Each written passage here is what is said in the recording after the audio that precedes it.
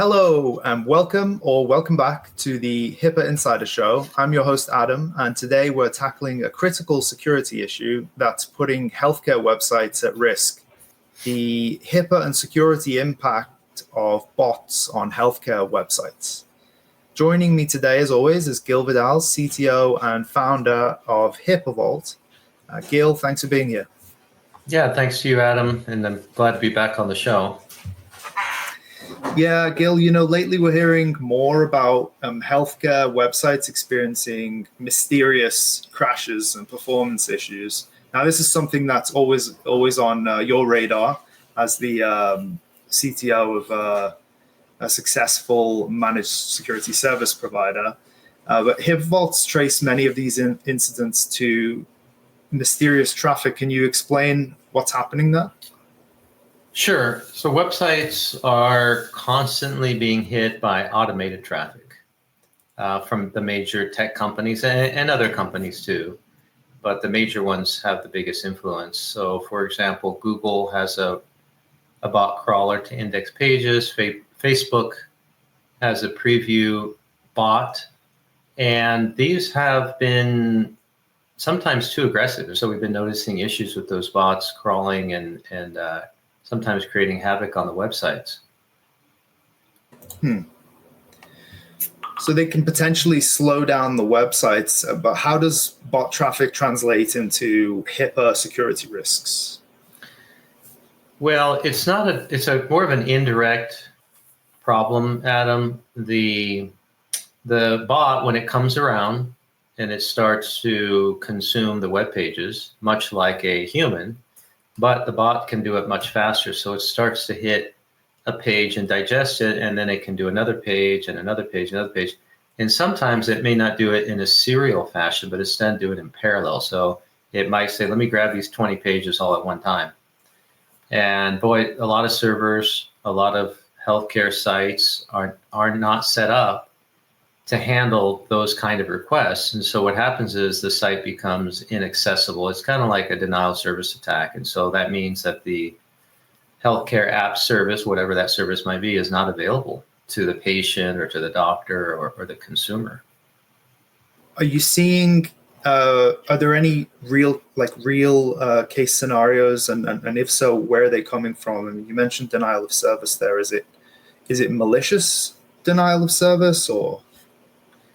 It's not. I would say that the end result is detrimental because the bots are so heavy and they have so much activity that it is a negative, has a negative impact, Adam. But I wouldn't say it's malicious, because malicious implies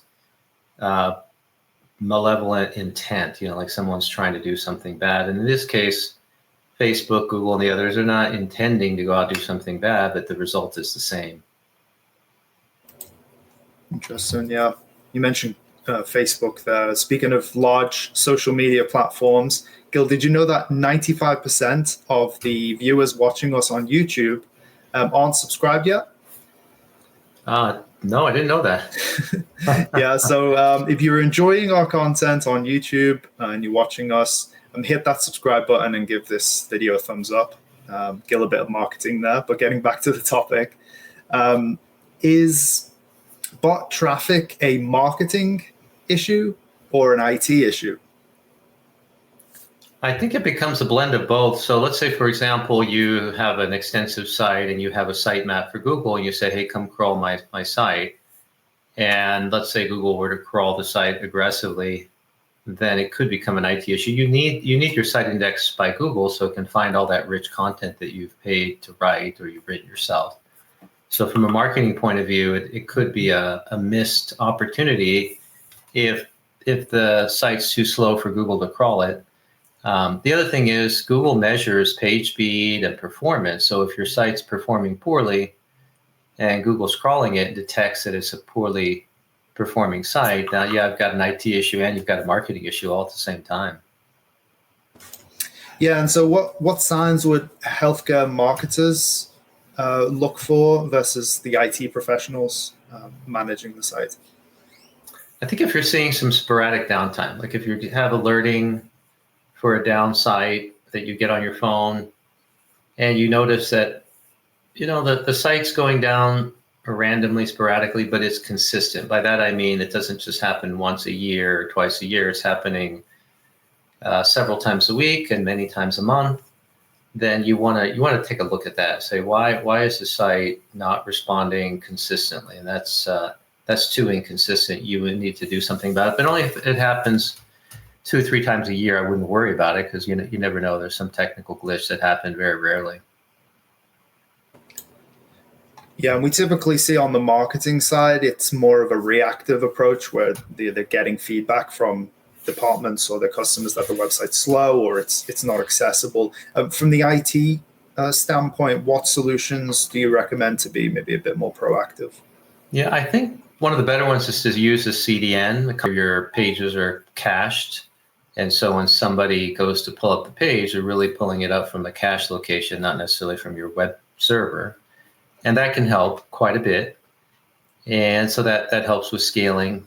And I would say robots.txt, that's a very light solution, because the robots.txt file is a file that tells these bots whether they're allowed to scan your site, if they have permission. But many bots, especially the malicious ones, they ignore that file, that robots.txt file. So I wouldn't count on that, but it is something that's good practice. And you want to ensure you're scalable.